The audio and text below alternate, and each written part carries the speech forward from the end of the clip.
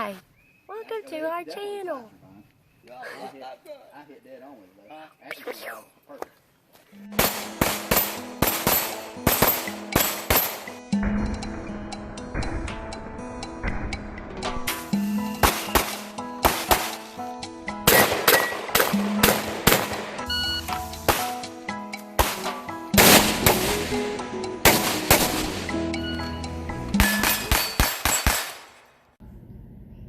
Hey everybody, welcome back. Today we're going to be looking at the Springfield Armory Hellcat. This is the box that it comes in. Pretty simple and straightforward. Get to that part in a minute. You just got your owner's manual and paperwork and all that. Chamber flag, and there's a little lock in this box also. Get the boring stuff out of the way. Here's the case that it comes in. Pretty nice case. And of course you have the gun and the magazine. And then there's the other magazine here, and there's also a flush floor plate. We'll go over that in just a second. But here it is. Like I said, Springfield Armory Hellcat. What I'm gonna do, this gun actually does not belong to me. It belongs to a friend of mine, and he let me borrow it to do this video. We've been shooting this thing a little bit actually today, and I'm just gonna kind of wanted to show you what came in the box with it, which is obviously pretty straightforward, and then we're gonna do a little bit of comparison with some other guns in the same category, and then just kind of wrap it up with my opinions of it thus far. Like I said, this is actually not my gun, so I'm going to be shooting it on and off, I'm sure, with him, and might give you a follow-up video in the future, just depending on how it goes. But get straight into it. Like I said, this thing is obviously unloaded.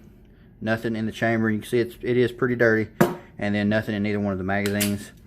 So here it is with the 11+1 mag. The other floor plate that I showed you that was in the package right there is what would have actually came on this magazine, and he opted to swap it out for the pinky extension, which also did come with the gun, and I agree.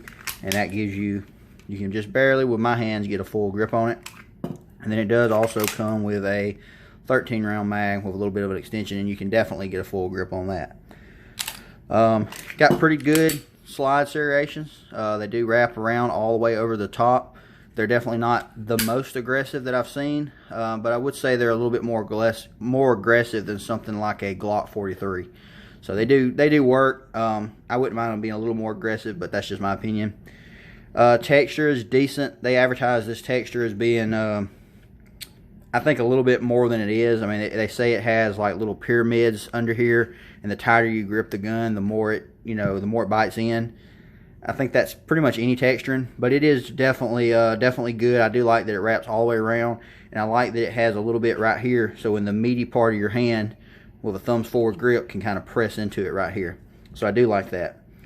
Has a flat face trigger, and there's the pull. There's the reset, and again, on my trigger pull gauge, which is this Wheeler here, it breaks 5 1/4 to 5 1/2 pounds pretty consistently. I think the trigger is very decent. It's kind of Glockish in a lot of ways if you're used to a Glock trigger, but it's probably a little better than a Glock trigger. It's very smooth. Reset's pretty decent. Has a pretty good size trigger guard. Has a nice little undercut right here. Kind of has a little half finger groove. You can just kind of see it. Kind of bumped out there. Doesn't have any kind of flaring on the mag well. Slight beaver tail. Got your slide release, which is very minimal. You can see it right here, how that slide release is really flush. It is functional. When I do reloads, I do them with the slide release, and it does seem to work good. It is a little bit, I don't really have a problem with it, but it is sunk in there pretty good. So I could see how some people might have a problem hitting that slide release, although me and the owner of this gun both, neither one of us had a problem with it. He actually really liked it. So one thing I failed to mention about the slide release, I just wanted to add this in, was although it is really minimal, as you can see there, just compared to something like a Glock slide release, it is really a minimal slide release. But you'll see several times in the shooting footage at the end, I have a real high grip, and the meaty part of my hand right here by my finger will get into just about any slide release out there. SIG, Glock, CZ, it doesn't matter. At some point, I'm going to ride a slide release, which will cause the gun not to lock open on the last round. And you will see that in the shooting footage at the end. I did ride the slide release several times, and the gun did not lock open on the last round. That is not really a fault of the gun. It's really not even a fault of me. It's just the fact that I have, you know, kind of medium to bigger hands, and that meaty part of my hand rides right against that slide release, and it causes it to not always lock open on the last round. But like I said, I have that literally with everything, including Glocks and everything else. So I don't really see that as a malfunction. That's just a kind of shooter error, just kind of the name of the game. But I just wanted to throw that in there since I forgot to the first time. Back to the video. So it has your takedown here, has your little memory pads on both sides for your trigger finger or your support hand. It does have a rail. I have not tried it to see what lights fit on it, so I don't have any information on that. It comes with U-dot rear sights. You can see that he opted to black it out and just have a black rear sight. I agree with that, but it does have a U on there normally from the factory, and then it has this really bright yellow front sight. So very good sight picture, if it will focus. I really don't have any problem with that sight picture. You know, pretty straightforward. So I think that's basically, oh, and then one more feature that it does have is, get you in focus, 1 second. You can kind of see how this is textured a little bit. This is your guide rod, and you can see how it sticks out slightly. That is meant to be a standoff device. Now I'm going to flag myself, but this gun is unloaded. It's meant so when your gun drives into something, so if you had to contact shoot someone, say you're in a scuffle, this obviously is a concealed carry gun, so if you're in like a scuffle, real close quarters, and you had to put your gun against them like that, it would not knock the gun out of battery. Like a lot of guns, when you do that, it will knock it out of battery. I mean, you still could with this one, obviously, if you tilted your hand in. So if you pressed in at an angle like that, it would still knock it out of battery. But in theory, that will just help with that. And I definitely think it could help a little bit in that situation. I think that's pretty much most of it. This gun does also come in an optics ready model. This one is not optics ready. He walked into a somewhat local store, and they happen to have one of these in stock. They're kind of hard to get right now, and so he picked it up. And like I said, they didn't have the optics ready model, so this is the one he went with. It does also have a loaded chamber indicator right there. I think that is pretty much all the features. We will get into the comparison right now and go from there. One thing before I get into the comparison is holster compatibility. This is a Little Fox holster that is actually made for a Glock 43. You can see I've got G43 scratched on there. I've had this holster for years. It's very well worn. I also use this holster for my SIG P365, and it seems to fit in it very well. And also, his Hellcat fits in it quite nicely. So it fits enough. When you put your belt on, you get enough retention that it definitely is not going to come out of there. He carries in this exact same kind of holster. And if this was to become his carry gun, I'm pretty sure he'll probably stay with this holster. So that's just a little side note. It will work with this particular holster that is made for a Glock 43. Alright, on to the comparison. All these guns are completely clear. There's no ammo, no rounds, you know, on the table here or nothing like that. On the Hellcat, I do have the 11-round mag with the pinky extension. On the SIG P365, I have the 10-round mag with the pinky extension as well. And then on this Glock 43, which ignore the stippling, this is one that has been stippled, so this isn't exactly a stock configuration, but it has a +1, which basically gives you the pinky extension. So pretty much a fair comparison. So I'm going to start first with the Glock 43. I'm going to line them up and then pick it up. So there you can kind of see you've got the Glock 43 being ever so slightly taller, and this being a 6-round mag with a +1 extension, this being the 11-round. You can see the Glock 43 is slightly longer back here in the back. Trigger card on the 43 is more squared up. So ever so slightly different there. So that's the Glock 43. And of course the one everybody wants it compared to is the 365. So you can see the Hellcat, I've got the Hellcat in the back, is just slightly longer than the P365, even though they both have 3-inch barrels, I'm pretty sure of. And then you can see that the Hellcat is just ever so, let me get it just right, ever so slightly taller. Now, SIG has the 10-round with a pinky, Hellcat has 11, so you do have one more round on the Hellcat. So just slightly taller and essentially the same in the length. Like I said, the Hellcat's a little longer, but pretty much the same. I know the 365 is what most people are going to want this compared to, so I'm going to compare it to that again. So there's your width, the 365 on the right, the Hellcat on the left. Again, right there. I'll go ahead and do the 43 one more time just to show you. There's the 43 in the Hellcat. Okay, now I'm going to put the 12 round magazine in the P365, and I'm going to put the 13 round magazine in the Hellcat. So 13 rounds on the left, 12 rounds on the right. Give you an idea right there. Let me line them this way. Now in this comparison, you can see the Hellcat is slightly longer in the rear, but the SIG is a little bit longer in the front. And between those two, I would say the rear, is the area that's more harder to conceal. So because the SIG has this little bit more rounded here, I would say the SIG is slightly easier to conceal with this mag. Now, to be fair, this does hold one more round, but when I grip the Hellcat, I'm getting a full contact grip as far down as I can, versus when I grip the SIG, it kind of rolls down a little bit more, so I don't get quite as much of my hand on the gun. Now, whether or not that relates to really any difference in shooting, that's kind of for you to decide. We have shot this gun a pretty good bit for the amount of time that we've had it, and I would say that it really doesn't make a difference, but that's just an observation. So that's kind of the difference per se, comparing these three guns. Now we'll get into, I guess, reliability will be the next thing. So reliability has been really great. He picked this thing up about a week ago, and me and him, we played around with it, dry fired it, kind of got some initial impressions of it. After that, a few days later, we didn't have a lot of time, but we took it down to my range and we put about 50 rounds through it, straight out of the box. No oil, no lube, no cleaning. Everybody has their own opinions of that, but in my opinion, they should work out of the box. Anyway, 50 rounds through it, no problems. A week later, today actually, we took it out, and between me and him both, we pretty much went down to the range exclusively and shot just this gun. We just kept going back and forth between us. We did shoot my 365 and also his 365 alongside of this, just to kind of get some opinions, and we did get some of that on video.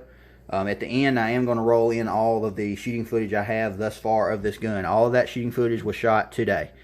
But today, in about an hour's time, we put 400 rounds through this gun, and I'm glad to say that it was perfectly reliable. 100%. We shot 3 or 4 different rounds, 3 or 4 different brands, I should say, of just some standard ball 115 gramo. We shot some of his reloads that were 124 grain. We shot several different flavors of hollow points, just all kind of different things, going back and forth, obviously, between both mags. We only had 2 mags for it right now, the 2 that came with it. So, we, as fast as we could put 400 rounds through it, we pretty much did. And it was 100% reliable, as I would expect it to be. Now, my particular 365, I've got a video on it, and now it's even more. I have, right now, 3,500 rounds through this 365. So, me personally, can't speak for everyone, but my 365 has been insanely reliable, and right now is my carry gun. Now, I'm getting ready to move to something else, but it's only not because of any problems with this gun. It's just getting colder weather, and I'm going to go to something a little bit bigger and a little bit capable in some circumstances. But like I said, this 365 has got a lot of rounds, and it's still going. Today marked exactly 3,500 rounds. He also has a 365, which you'll see in the video footage at the end. His is the Coyote Tan version. He has about 500-ish, maybe a little over rounds through his. It has also been perfectly reliable.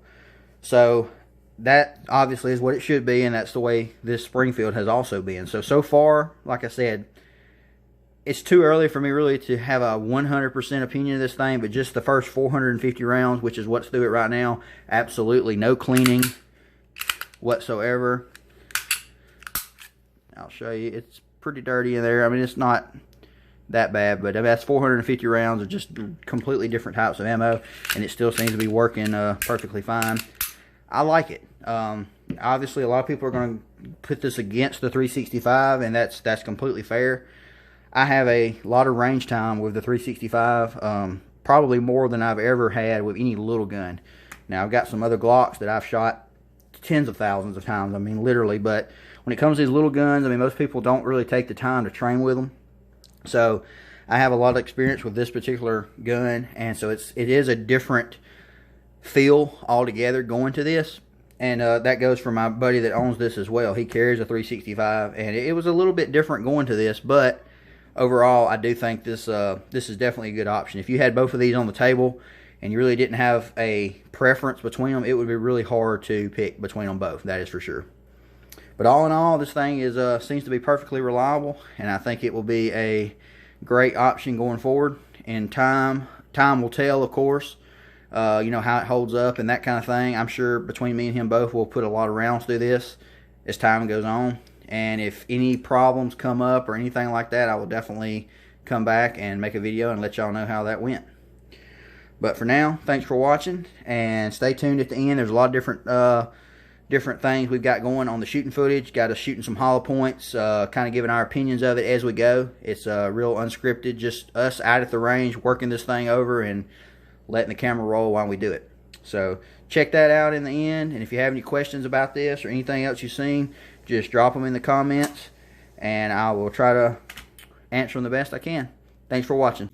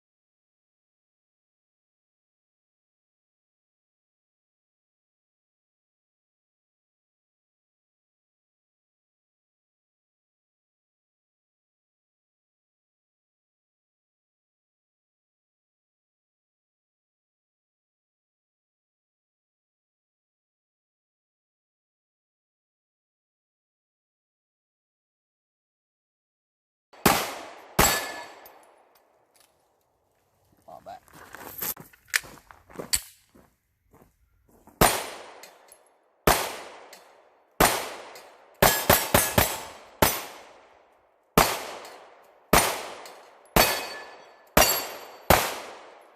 All right, about to shoot the Hellcat against the 365.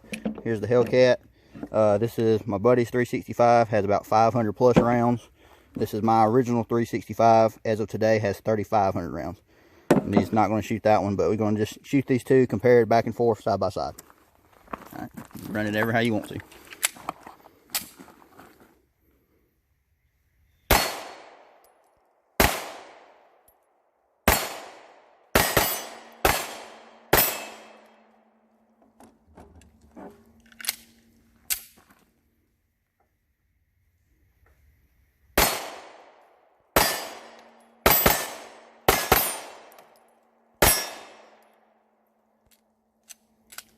Very lock back. Okay. That's Federal 124 grain HST.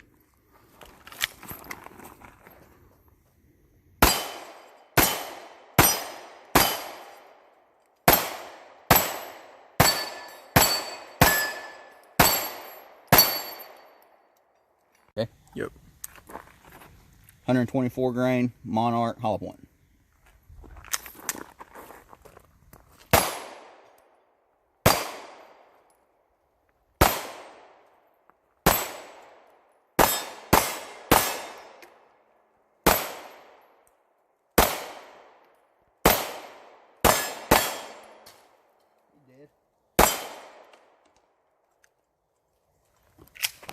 Alright, Springfield Hellcat and the SIG P365. I'm going to shoot a couple rounds out of each, going back and forth, side by side. Start with the Hellcat.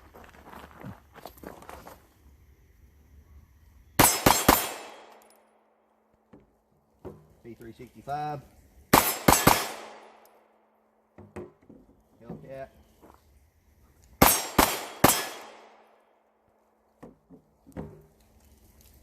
.365.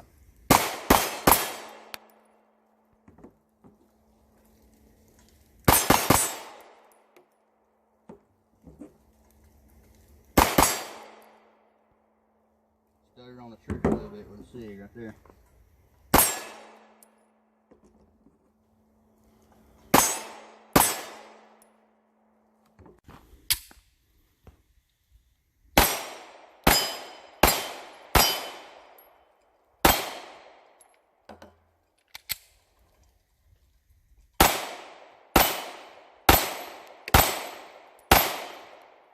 Did that inertia charge?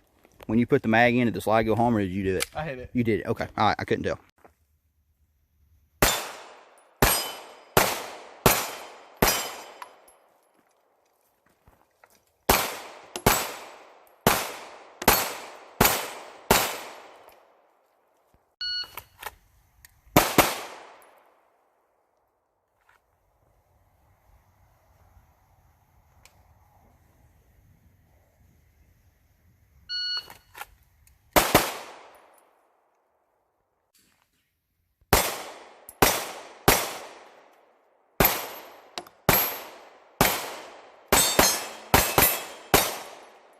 Springfield Hellcat, Blazer 115 grain ammo, SIG, P365, same ammo.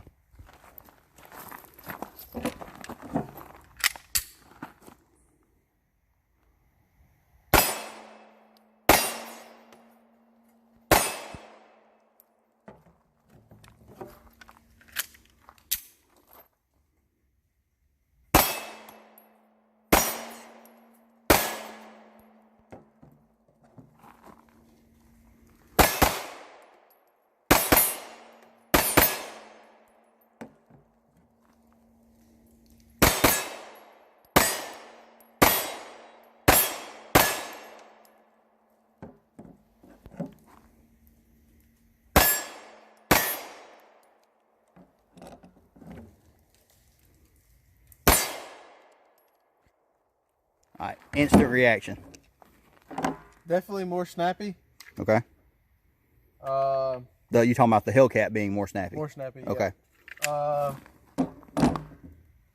I like the trigger better in the Hellcat. Mm. And you stuttered on the SIG trigger yeah, just a little. I saw it. Yep. Stuttered. I think it was the reset on the SIG is a little bit longer. And we have been shooting the Hellcat all morning, and we hadn't shot the SIG at all today. Yep. We're okay. Cold on this too. So definitely more recoil though. Yeah. On the Hellcat. Definitely more recoil on the Hellcat.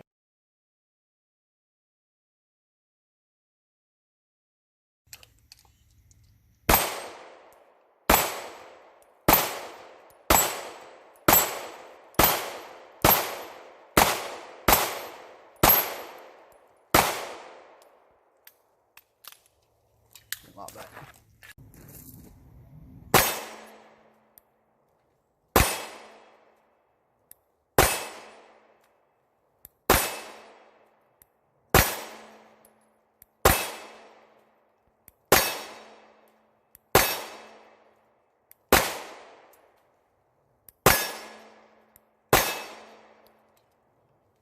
Winchester 115 grain hollow point.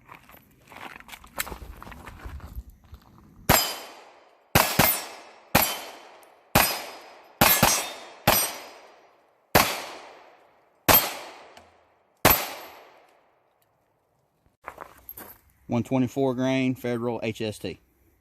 Good.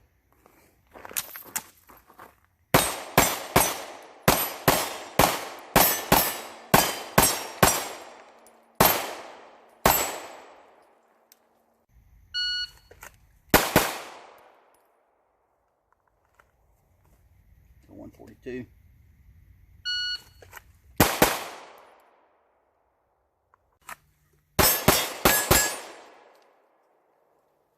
.233. Go ahead and do it one more time. .43. Got 3 left. I'll do 1 on each.